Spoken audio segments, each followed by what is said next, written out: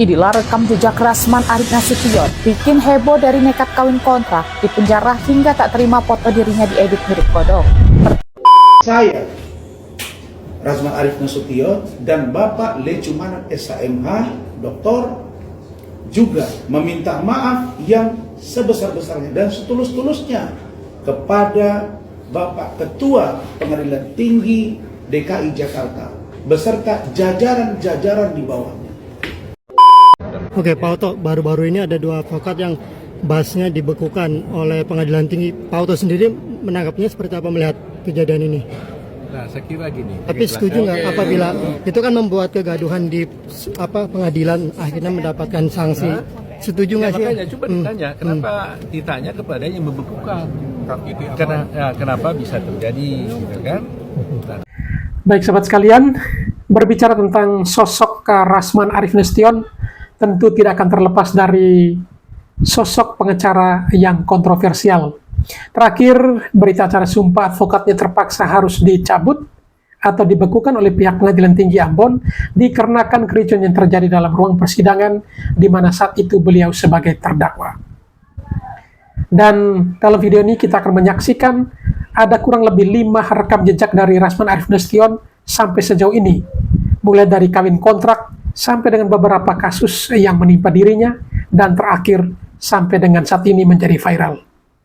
Dalam video ini juga kita akan menyaksikan bagaimana seorang Rasman Arief Nasution ketika melalui sidang kode etik di Peradi Bersatu, ia masih diberi kesempatan sekalipun mendapatkan teguran keras baik lisan maupun tertulis, tetapi ia masih diberikan kesempatan untuk bisa beracara. Yang menjadi pertanyaannya, sekalipun tidak dipecat dari organisasi advokatnya, namun surat berita acara sumpah advokatnya dibekukan, apakah beliau masih bisa untuk beracara atau tidak? Hal ini tentu dua hal yang berbeda, tetapi kita akan saksikan dalam satu frame di dalam video ini. Dan bagaimana rekam jejak Rasman Arief Nasution, dan juga bagaimana upayanya untuk bisa tetap beracara sekalipun berita acaranya dibekukan atau dicabut. Dan dalam video ini kita akan menyaksikan bagaimana Rasman sebelum mengikuti sidang kode etik, ia sempat atau menyempatkan diri mengunjungi DPP Grip Jaya, di mana di situ tempat atau yang menjadi ketua umumnya adalah Maung Hercules, yang selama ini menjadi tameng bagi dirinya ketika ia pergi untuk bersidang. Anak buah dari Hercules dalam hal ini dari Grip Jaya selalu mendampinginya. Baik, untuk tidak memperpanjang kata, mari kita langsung saja ke video-videonya.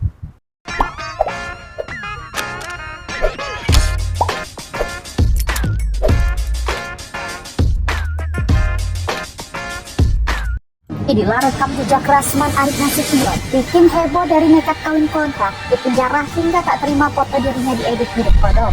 Pertama, kawin kontrak juga Belaluna.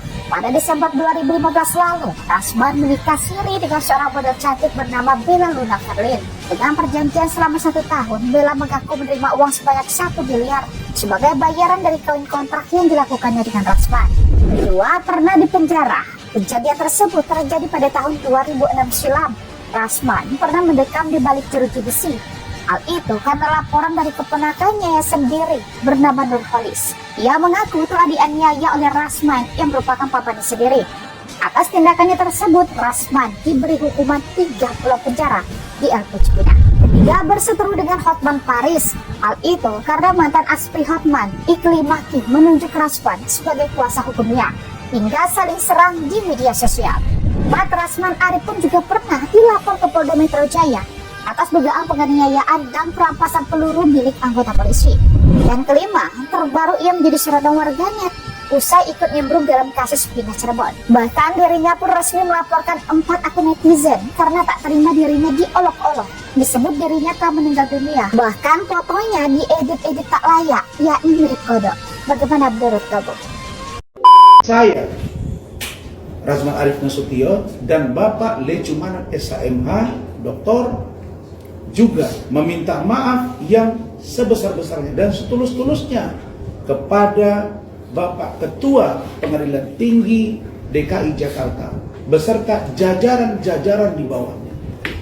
Yang ketiga, saya, Rasman Arief Nasution, bersama Bapak Lecumanan SHMH, Doktor, juga meminta maaf kepada Bapak Ketua Pengadilan Negeri Jakarta Utara Dr. dan Ibrahim- jajarannya, Dr. Ibrahim Palino Palino SHMH. Palino SHMH, dan khususnya kepada Ibu Ketua Majelis Hakim Ibu Sofia Tambunan dan 2 anggota Majelis Hakim beserta panitra dan jajaran-jajaran yang ada di Pengadilan Negeri Jakarta Utara. Dan insya Allah seluruhnya akan kami taati, termasuk proses persidangan yang akan berlangsung pada tanggal 20 Februari 2025 mendatang. Ikatan hakim, tapi kelakuan kalian babrok dan bobrok. Oke, kalau melihat Titi barusan potongan videonya, ini ada satu hal yang saya coba kasih pandangan lebih kepada cara berkomunikasinya.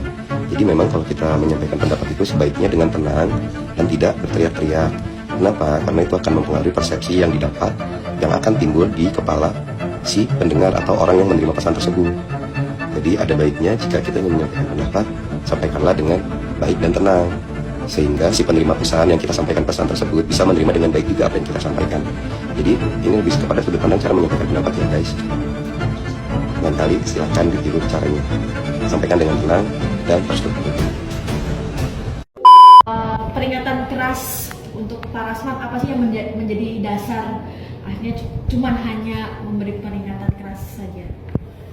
Pertimbangan pertama adalah tindakan beliau pada saat itu sebagai terdakwa, jadi bukan sebagai advokat, ya kan? Yang kedua adalah beliau ini masih cukup kooperatif. Ketika kita panggil dia datang, jadi kita menilai bahwa beliau harus diberikan peringatan keras. Kita harus berikan kesempatan kepada orang. Kalau orang itu berbuat kesalahan, dia ngaku bersalah, artinya perbuatannya yang dilakukan tidak pantas.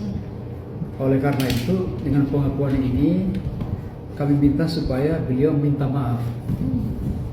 Perintah itu putuskan minta maaf kepada MA, Pengadilan Tinggi dan Pengadilan, masyarakat dan orang-orang yang merasa dirugikan, semuanya harus minta maaf. Kenapa? Karena perbuatannya jelas itu tidak pantas. Dan kita setelah sidang kode etik ini kita berikan sanksi. Sanksinya berupa? Pertanyaannya kenapa bukan pemberhentian atau pemecatan? Karena kami melihat bahwa sekali lagi bahwa Bang Rasman melakukan semua perbuatan itu di dalam persidangan dan bukan sebagai advokat. Itu pertimbangan kami yang paling utama. Tetapi karena dia sebagai anggota Perairan 1, secara moral kita bertanggung jawab untuk membina. Nah, kalau kita membina seorang, kita harus bisa mengawal dia, perbuatan dia kita maafkan, dan kita harus bina dia. Itu pertimbangannya, Bang. Yang kedua, yang ketiga adalah kami melihat bahwa keputusan dari PT atau penetapan dari PT mengenai pembekuan itu dalam istilah hukum kita tidak mengenal. Advokat dalam Undang-Undang Advokat tahun 2003 itu tidak mengenal istilah pembekuan. Yang ada pemberhentian lisan tertulis, pemberhentian sementara, dan juga pemberhentian tetap. Jadi kalau pembekuan itu kita nggak kenal. Dan saya mesti ngomong jujur bahwa bukan tugas wewenang dari Pengadilan Tinggi untuk membekukan berita acara seorang advokat. Itu harus tugasnya organisasi advokat, gitu loh. Jadi kan katanya kejanggalan kalau tidak lazim. Dan itu kemarin dia masih sempat mendampingi Fadel saat di Polres. Yang saya mau pertanyakan, jika Basnya sudah dicabut, apakah masih layak mendampingi kliennya? Baik, terima kasih. Assalamualaikum warahmatullahi wabarakatuh. Selamat malam dan salam sejahtera untuk kita semua.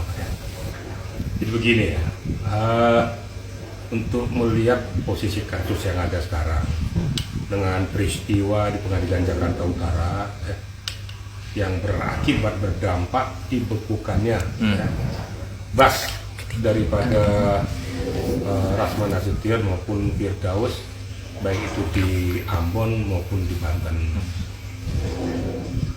Kalau merujuk kepada apa yang dia lakukan di Polres Jakarta Selatan, melakukan pendampingan, saya tidak ada masalah ya.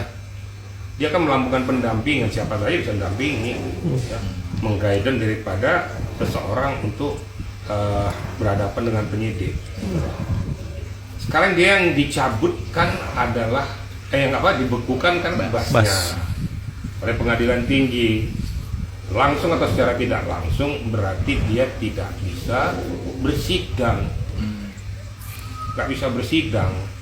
Ya, nanti tinggal kita lihat saja ya, apapun yang disampaikan nanti di Polres Jakarta Selatan itu bukan merupakan muatan hukum lagi yang akan dibawa ke pengadilan, karena dia tidak punya kapasitas lagi nanti berbicara di pengadilan. Jadi nggak ada nanti bahwa ini kuasa hukumnya dari Rasman Nasution di Polres Jakarta Selatan. Nanti kan akan ditanyakan nanti siapa yang mendampingi itu, kira-kira gitu. Jadi, tapi kalau untuk mendampingi daripada Fadel itu sah-sah saja, siapa aja bisa mendampingi kok, memberikan penguatan hukum, untuk memberikan penjelasan kepada penyidik, karena kebetulan selama ini kan dia mendampingi terus. Sah-sah saja, nggak ada masalah. Oke, tapi kalau misalkan kemarin kan informasi yang di MA itu kan udah pembekuan ya, tapi masih bisa dikatakan sebagai pengacara nggak sih? Nah, statusnya sebagai pengacara itu kan masih diberikan peringatan keras oleh Pradi Bersatu, ya. DPN Pradi Bersatu. Dia kan kartu advokatnya kan belum dicabut sama Pradi Bersatu. Tapi status kepengacaraannya, dia tidak bisa beracara lagi. Kalau namanya tidak bisa beracara, berarti kan di pengadilan. Ya percuma aja kita mendampingi orang juga, kalau seandainya tidak bermuara ke pengadilan, sama juga bohong gitu loh. Nah, sebenarnya kalau mau menjawab itu bahwa jadi ambivalen ya, dia mendampingi tapi tidak bisa lanjut ke titik akhir. Pada saat nanti bersidang, dia pasti dikeluarkan, pasti ya. Firdaus dan Rasman pasti akan dikeluarkan dari pengadilan dan tidak boleh ikut bersidang, kira-kira gitu. Jadi kalau kita melihat posisi ini ya, dari Pradi Bersatu juga memberikan penguatan kepada Rasman ya kasihan sih sebenarnya, tapi ya sangat saya sayangkan juga. Saya sejak dia tuh teriak di pengadilan, saya sudah kecewa juga ya. Kenapa saya kecewa? Nggak perlu, itu kan merusak suasana yang ada di pengadilan, akhirnya tidak bisa berjalan dengan efektif. Nah, ditambah lagi ya, saya sangat sesalkan sekali ngapain harus teriak-teriak ke Mahkamah Agung ya. Jadi kontraproduktif, justru membuat jadi institusi yang punya kewenangan jadi ngambil langkah yang sigap, kemudian ke DPR ngapain gitu. Jadi nggak ada gunanya, lebih bagus apa yang sudah kita lakukan ini ternyata akhirnya kan minta maaf juga. Ya kenapa nggak kemarin-kemarin dilakukan?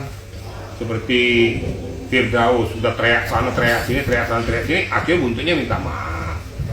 Coba dari awal itu dilakukan, pada saat setelah terjadinya peristiwa di pengadilan itu dia keluar istilahnya permohonan maaf karena situasional saya kayak gini-gini.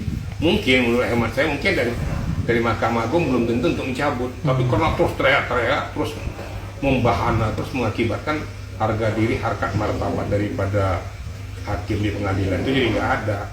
Nah, sebagai pemegang kekuatan dan kekuatan tertinggi, Mahkamah Agung ngambil sikap untuk memerintahkan kepada pengadilan tinggi di mana dia dibas. Jadi kalau berbicara dengan bas, itu sah ya kalau. Jadi tidak ada hubungannya, jadi jangan salah-salah ini juga ya. Jadi nggak ada hubungannya dengan organisasinya, karena BAS itu adalah personal yang bersangkutan yang dilakukan oleh pengadilan tinggi. Makanya di belakang itu kan ada kopnya, itu adalah pengadilan tinggi, di mana di BAS kemudian ditandatangani oleh ketua pengadilan tinggi. Seketika ketua pengadilan tinggi mengatakan ini sementara saya bekukan, ya sah aja. Jangan kita berbicara di balik sumpah. Namanya sumpah berhadapan pada Yang Maha Kuasa bukan berarti kita tidak bisa apa-apa dan hanya bertanggung jawab pada Tuhan. Enggak. Saya juga dulu disumpah pada saat jadi Kapolda, jadi sumpah. Tapi kan diganti juga. Maksudnya itu yang disumpah itu bahwa kita harus melakukan langkah tindakan sesuai dengan etika prosedur hukum, harus taat hukum, jujur, jangan sampai menggiring daripada klien kita ke arah yang tidak baik. Kemudian tetap sportif, tetap menjunjung tinggi hukum, patuh pada hukum. Itu kita disumpah. Jangan kita jadi berbelok daripada ilmu pengetahuan yang kita miliki untuk mendampingi klien. Jadi jangan sampai kita itu pengacara itu jadi merusak acara gitu loh. Pengacara itu betul-betul firm. Maka saya katakan berkali-kali, seorang pengacara tidak kebal hukum. Satu. Yang kedua, posisi dan status pengacara adalah membela hak klien, bukan perbuatan klien. Disalurkan dulu gitu ya. Jadi biar kita sama-sama tahu gitu loh. Jadi jangan kita merasa pengacara suka-suka kita, jangan juga. Enggak ada yang kebal hukum. Seluruh penegak hukum, baik polisi, jaksa, hakim, pengacara, nggak ada yang kebal hukum. Dan sudah banyak contoh, korban kan masuk penjara juga kan, berarti nggak ada yang kebal hukum. Cuma saya menyoroti tentang masalah ini perlu dikaji juga ya. Nah, perlu dilakukan pendalaman status daripada Rasman pada saat bersidang. Ini harus kita bisa pisahkan. Memang dia seorang pengacara, tapi statusnya dia pada saat bersidang kan sebagai terdakwa, bukan sebagai seorang pengacara, sebagai terdakwa loh. Bisa dipisahkan dengan Firdaus, dia sebagai kuasa hukumnya, dengan kelompoknya, gitu loh. Nah, ini perlu kiranya pendalaman apa yang dipetik daripada Rasman, basnya dicabut pada saat itu dia sebagai terdakwa, tidak berkapasitas sebagai pengacara. Ini perlu pendalaman juga, tapi itu kan semua itu kan hak kekuatan dan kekuasaan di pengadilan tinggi. Kalau saya lihat runtutannya itu karena saya lihat bahwa perjalanannya ya tidak elok juga ya, yang menyatakan ya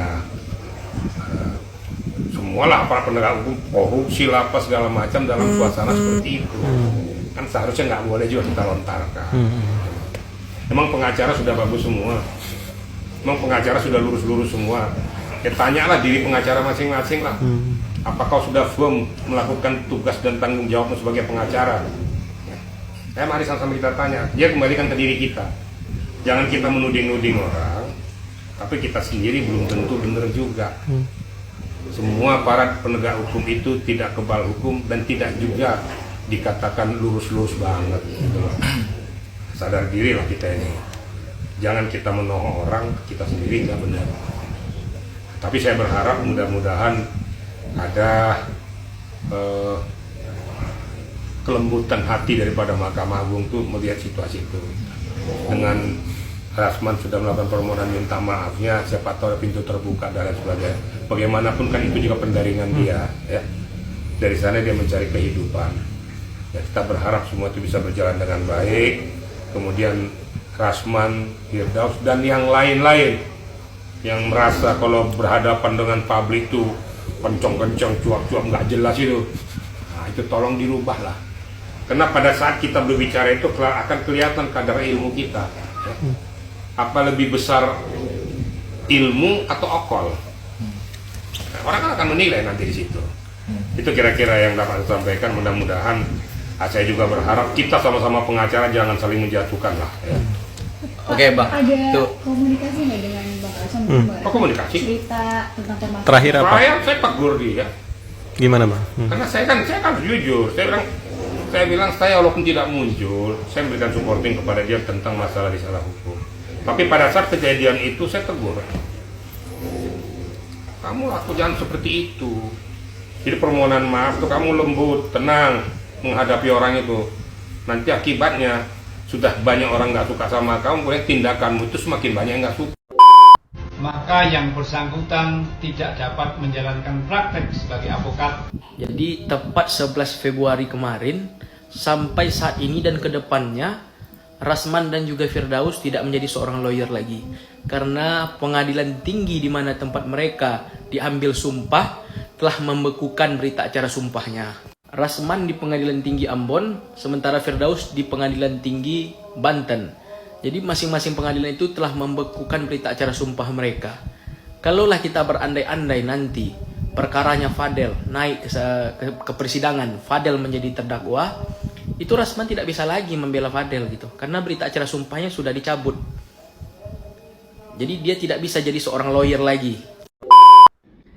Assalamualaikum warahmatullahi wabarakatuh. Jadi menanggapi yang ramai beberapa hari ini terkait dengan pemecatan advokat Rasman dan Firdaus, dan juga ada pembekuan berita acara sumpah dari Pengadilan Tinggi.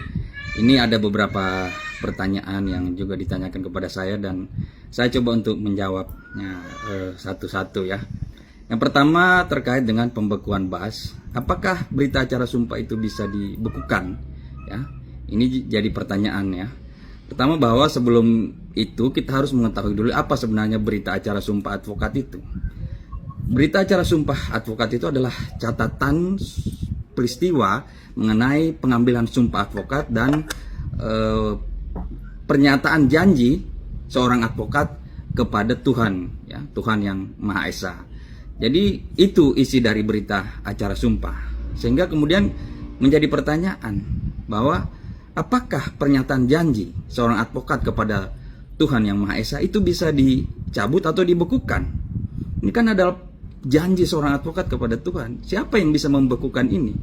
Nah, gitu.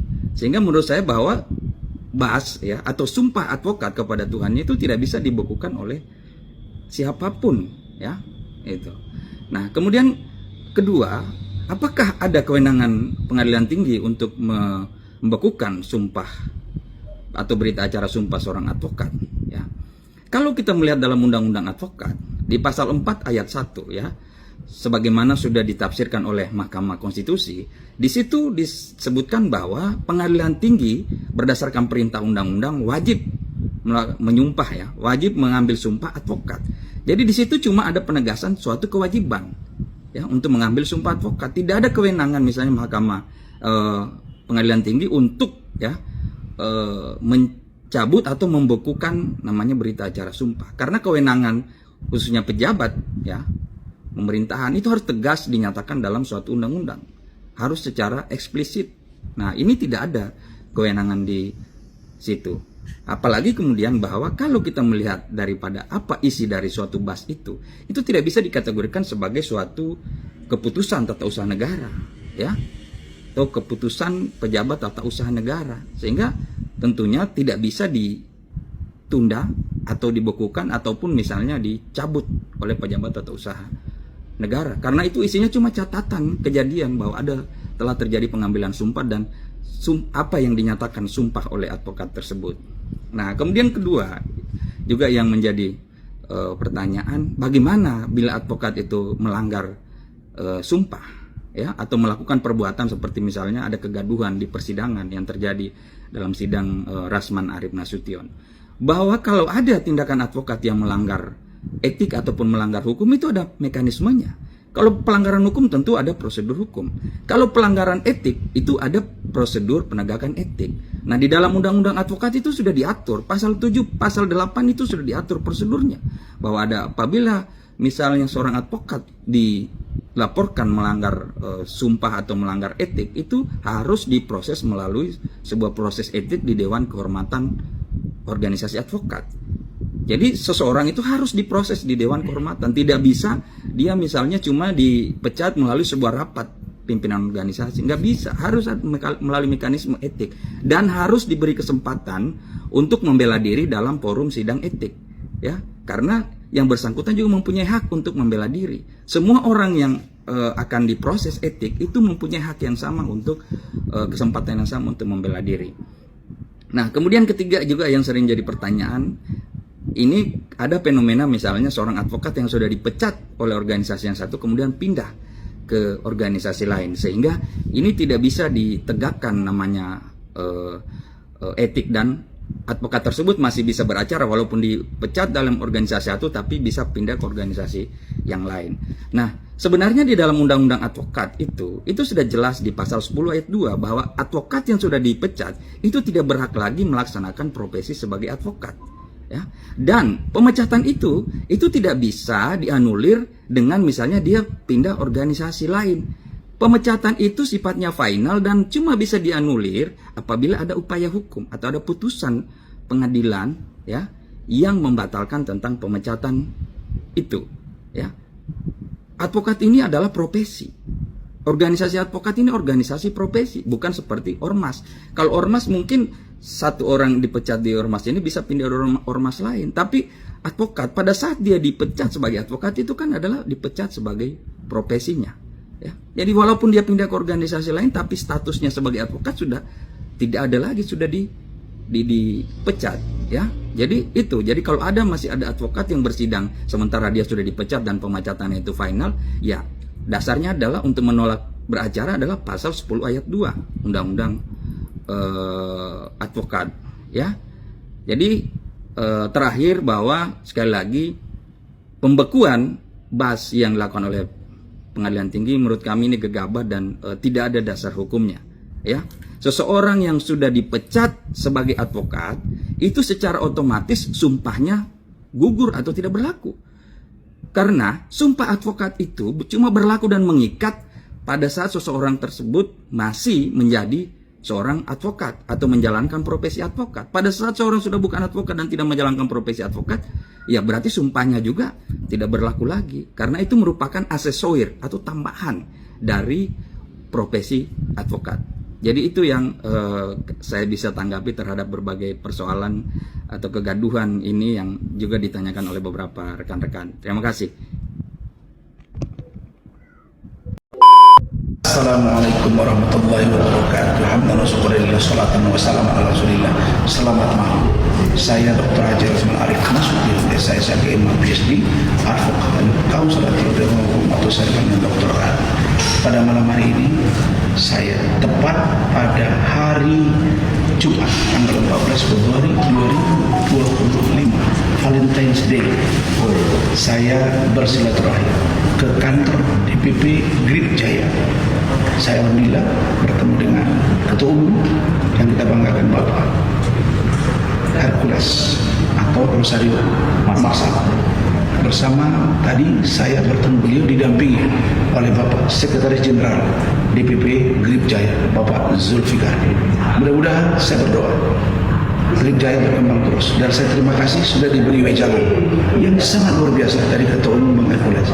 Beliau menasihati saya banyak tentang hidup dan ke depan. Begitu juga dengan Pak Sekjen. Mudah-mudahan kedatangan saya memberi faedah buat Grip Jaya di Indonesia. Terima kasih. Wassalamualaikum warahmatullahi wabarakatuh. Selamat. Ya, baik. Terima kasih, Mas Rasman. Sudah berkunjung ke kantor kami. Siap. Ya, kami dengan bangga menerima dengan lapang hati dengan Pak Rasman ini dengan Pak Hercules itu seperti abang adik. Siap. Jadi kunjungan ini kunjungan silaturahmi sebagai kakak dan adik berdiskusi tentang banyak hal. Siap. Baik, demikian. Terima kasih. Pak Rasman. Terima kasih sudah berkunjung. Siap. Oke, Pak Rasman. Siap. Terima kasih. Tentunya ini harus menjadi perhatian kita.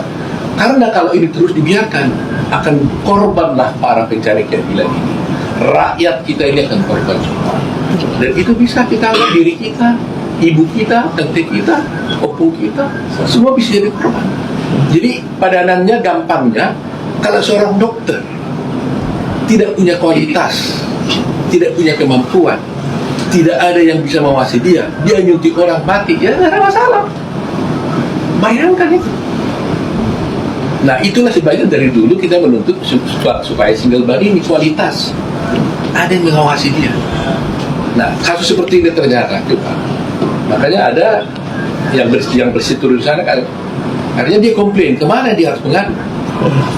Kalau dia mengadu ke organisasi advokat, ya boleh. Kemudian dicat dari organisasi itu. Kalau dulu isunya dia pindah, dihukum di sana lagi, pindah lagi. Masih mendingan dia pindah. Sekarang saya katakan dia tidak masuk, keluar aja. Tetap dia bisa beracara. Karena apa? Karena pengadilan tinggi, pengadilan hanya membolehkan orang berpraktek apabila ada BAS, berita acara sumpah. Kan lucu.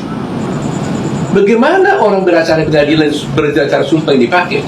Sebenarnya kartu pengangkatan dia sebagai advokat dong, bahwa dia sah menjadi advokat. Bang, kalau keluar dan pindah itu kan hal yang wajar ya, Bang. Tapi kalau udah dipecat, berarti dia kan sudah mencederai, Bang. Sudah membuat hal yang tidak baik. Kalau sudah dipecat, apakah bisa pindah ke yang lain atau yang lain berhak menerima? Kenyataannya seperti itu. Kenyataannya diterima lah juga. Saya udah katakan, seandainya pun umpamanya pindah, masih mendingan. Berarti dia masih mau diawasi. Ini bilang dia nggak mau pindah, dia nggak mau daftar aja di organisasi advokat. Toh dia bisa beracara, bahaya kan? Bahaya. Jadi ada seorang penegak hukum bekerja menegakkan hukum, bisa menerima fee dari kliennya, tapi tidak satu pun yang bisa mengawasi dia. Bang, terkait sidang kisruh kemarin kan Bang Hotman Paris meminta langsung ke Pak Oto nggak Bang terkait meminta bantuan saat sidang kisruh kemarin? Kan kemarin udah sempat disonding tuh sama Bang Hotman, rekan saya Oto Hasibuan gitu. Ya, dia kan sahabat, teman sejawat. Dia ngomong di media, saya lihat juga dengar. Tetapi saya hanya terbatas, tentunya saya bisa membantu apa. Ini seperti saya sudah sampaikan tadi masalahnya, ya kan? Saya hanya bisa menjelaskan secara umum pernyataan saya seperti ini. Kalau ini kan saya bisa bertanggung jawabkan. Dan ini adalah tuntutan setiap orang, tuntutan semua rakyat Indonesia. Hendaknya seorang advokat itu adalah bermartabat, Nobel, terhormat, menjaga KBJ, ya, terus melindungi kliennya. Itu tugas seorang advokat dan wajib untuk menjaga kehormatan martabat pengadilan. Kita ini udah puluhan tahun jadi advokatnya. Saya bisa paham. Kadang-kadang kita pun banyak juga berbeda pendapat dengan sikap daripada pengadilan, umpamanya hakim. Yang namanya bersidang kan selalu ada perbedaan pendapat. Bisa juga kita jengkel, bisa, saya paham. Tetapi apapun yang terjadi, kami ini tidak pernah berani berbuat seperti itu. Gak pernah. Oke, Pak Oto, baru-baru ini ada dua advokat yang bahasnya dibekukan oleh pengadilan tinggi. Pak Oto sendiri menangkapnya seperti apa melihat kejadian ini? Nah, saya kira gini. Tapi setuju nggak apabila itu kan membuat kegaduhan di pengadilan akhirnya mendapatkan sanksi? Setuju nggak sih? Makanya coba ditanya, kenapa ditanya kepada yang membekukan? Kenapa bisa terjadi, gitu kan? Nah, kalau tugas kita hanyalah bagaimana menegakkan keadilan hukum dan keadilan. Ya tentunya kita ini sangat menyayangkan kejadian itu. Tetapi kenapa itu bisa terjadi? Kan karena dibolehkannya juga organ advokat yang banyak di Indonesia kan. Tapi sampai itu risiko, itulah konsekuensi logis. Tapi sampai akhirnya meminta maaf ke MA. Assalamualaikum warahmatullahi wabarakatuh. Farhad Abbas, pengacara pembela kaum lemah, melanjutkan komentar maupun klarifikasi daripada pengacara-pengacara brutal yang ngamuk, yang udah mulai cengengnya semakin cengeng dan semakin ingin membela diri dan menyatakan itu bukan penyerangan, itu penyerangan dan penyeraman. Dan sebagai pengacara pinter nih, gue ajarin, namanya sidang itu tidak harus live, sidang itu terbuka dan terkait dengan saksi, ya. Kalau namanya saksi itu udah ngerti kan, kalau ada saksi sidang, tiga-tiga itu nggak boleh di situ. Yang lain disimpan di tempat supaya nggak mendengarkannya. Jadi kalau saksi semua mendengar semua keterangan, ya bukan saksi namanya, ngertilah. Itu kan sudah kewenangan dari hakim. Ya catat ya. Nah kalau keterangan terdakwa nanti mau terbuka selama bukan kasus asusila, terserah. Kalau namanya masih saksi, saya pendapat dengan hakim. Dan jangankan tertutup atau tidak live. Saksi lain pun tidak boleh berada di ruangan yang sama, ya. Ini kalau pengacara yang punya ilmunya ini pasti nggak akan mereka menyekak atau mengejek seolah-olah pengadilan tidak mengerti dan minta di live saksi, ya. Catat ya, catat. Kedua, minta kepada Ketua Pengadilan Negeri Jakarta Utara melalui ketua majelis. Bicara aja sama Pak Kapolres Jakarta Utara, Pak Kapolres, tangkap aja orang-orang itu. Kalau Pak Kapolres nggak mau tangkap, minta tolong militer, polisi militer, kayak Kejaksaan Agung tuh yang menjagain kantornya itu adalah militer. Kalau polisinya di situ diusir sama kura-kura ninja aja diem, alasannya ini ruang pengadilan, beda. Sekarang ketika dia ribut, dia bilang ini bukan waktu sidang. Begitu polisi datang, ini ruang sidang. Ya, Pak polisi, tangkep Pak, jangan disuruh istighfar, jangan disuruh sadar-sadar, Bapak tangkep. Bapak akan dibela oleh pimpinan Bapak gitu.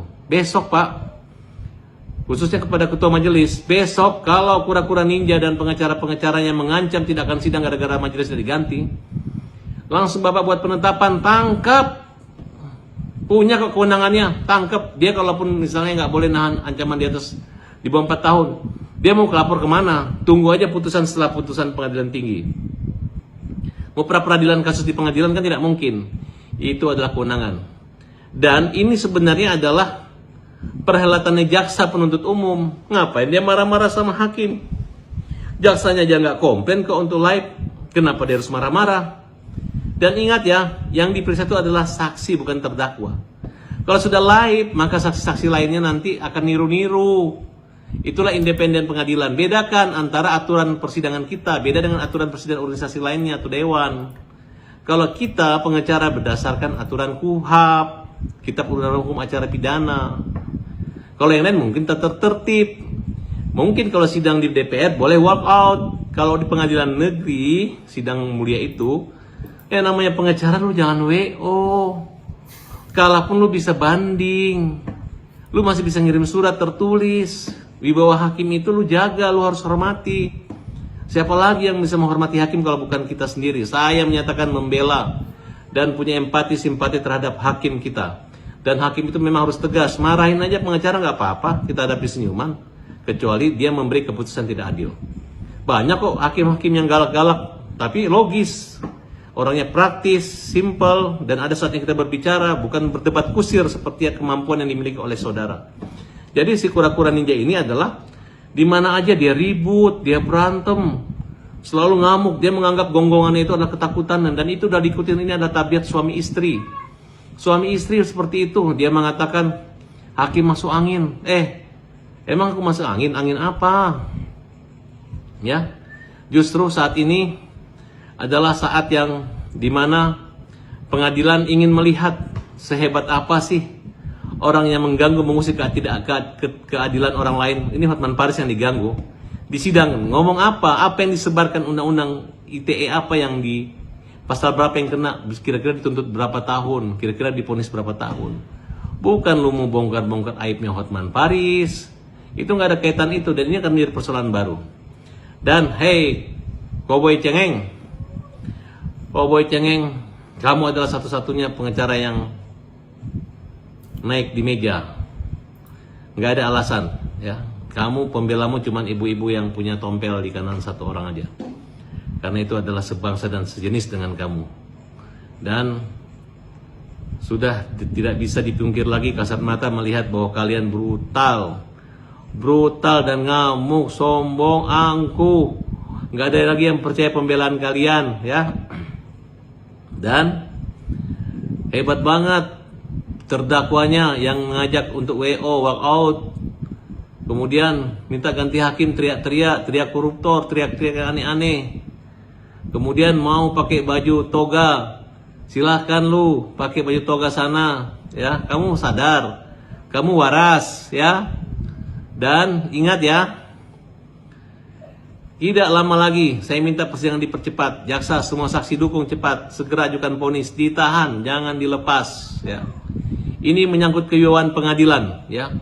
Kalau pengadilan Jakarta Utara maupun majelis tidak melakukan satu upaya, tidak melaporkan orang-orang naik meja dan melaporkan si kura-kura ninja, maka saya menganggap ini adalah keruntuhan lembaga pengadilan kita. Dan ini wibawa harus dijaga marwahnya. Saya sudah dikontak beberapa keluarga maupun saudara-saudara dan teman-teman, dan kami berdiskusi. Harus tegas, ya. Ketua pengadilan harus tegas, bela ketua majelis. Ketua majelis harus tegas. Tunjukkan siapa lagi di tangan bapak dan ibu lah keadilan ini ada. Kalau bapak ibu sudah diremehkan oleh terdakwa, sudah dipermalukan, ya, sama suami istri terdakwa dan pengacara-pengacara mereka, Di mana wibawa?